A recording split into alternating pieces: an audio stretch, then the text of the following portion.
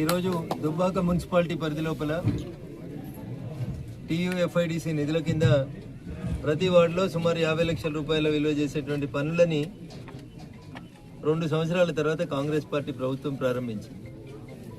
ఈ TUFIDC నిధులని గత ప్రభుత్వం మంజూరు చేస్తే తర్వాత వాటిని రద్దు చేసినామని మళ్ళీ విడుదల చేస్తామని చెప్పి కొత్త ప్రతిపాదనలు తీసుకొని 2 సార్లు 3 సార్లు టెండర్లు పిలిచి క్యాన్సిల్ చేసి రేపు మాపో ఎన్నికల నోటిఫికేషన్ వచ్చేటువంటి సందర్భంగా అభివృద్ధి కార్యక్రమాన్ని ప్రారంభించడం అనేది ప్రభుత్వం ప్రజల పట్ల చూపిస్తున్నటువంటి అలసత్వానికి నిదర్శనం. నిజంగా కాంగ్రెస్ పార్టీకి చిత్తశుద్ధి ఉంటే ఇదే TUFIDC నిధులతోటి 2 సంవత్సరాల నుంచి మున్సిపాలిటీల అభివృద్ధి కోసం ఎందుకు పనిచేయలేదో ఒకసారి సమాధానం చెప్పాల్సినటువంటి అవసరం ఉంది. అంతా పూర్తయింది, ఏనుగెళ్ళింది తోక మిగిలింది అన్నట్టు దుబ్బాకలో ఒక ITI భవనం మిగిలిపోయింది. దానికి 10 లక్షలు ఇస్తే ITI భవన నిర్మాణం పూర్తి అయిపోతుంది.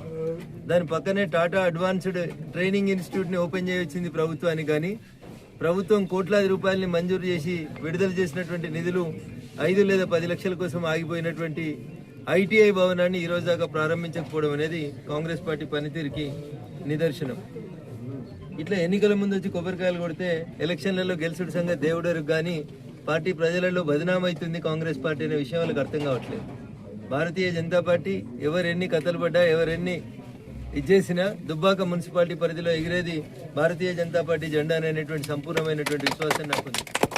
ఎందుకంటే నేను శాసనసభ్యుడిగా ఉన్నప్పుడు కొట్లాడి తీసుకొచ్చినటువంటి ధర్మారం నుంచి ప్రస్తుత నేషనల్ హైవే 765 DG ధర్మారం చౌరస్తా నుంచి దుంపలపల్లి మీదుగా బల్వంతాపూర్ వరకు ప్రధానమంత్రి గ్రామీణ సడక్ యోజన 3 పథకం కింద తీసుకొచ్చినటువంటి రోడ్డు మీద ఒక బ్రిడ్జి పని, లో లెవెల్ కాజ్వే పని మిగిలిపోయిందని విషయాన్ని దృష్టిలో ఉంచుకొని ఎమ్మెల్యే నుంచి ఎంపీగా పదోన్నతి పొందిన తర్వాత ఈ రోజు తిరిగి ఆ PMGSY రోడ్డు కోసం అని చెప్పి గౌరవ మంత్రి గారితో శంకుస్థాపన చేయించడం జరిగింది.